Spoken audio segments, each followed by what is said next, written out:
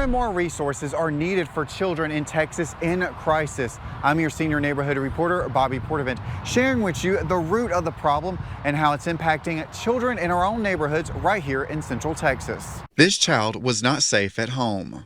Just difficult stuff being difficult at home.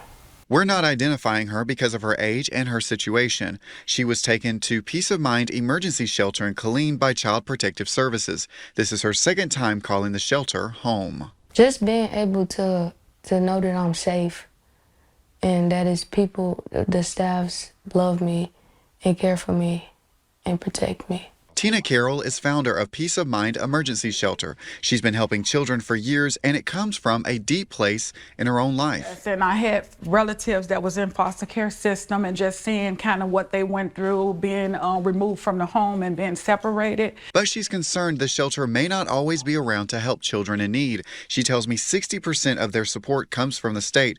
Carroll says it's hard to pay half of their monthly costs, and that's raising some serious concerns if they don't get the additional funding they need. We will probably be forced to shut down, unfortunately.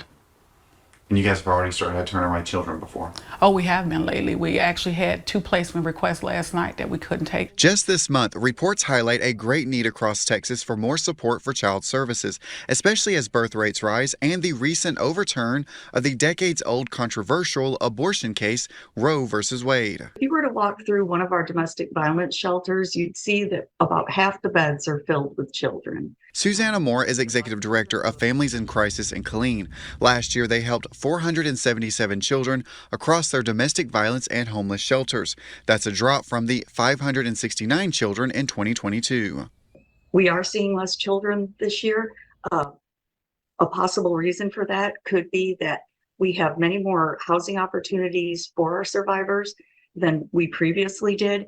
And what that means is less people are possibly having to return to shelter, which does happen. Now, Suzanne tells me they are accepting donations and need everything from clothes, toiletry items, hygiene items, even art supplies. They're also looking for diapers, and they need larger diapers for toddlers. Reporting on Killeen, I'm your senior neighborhood reporter, Bobby Portavant.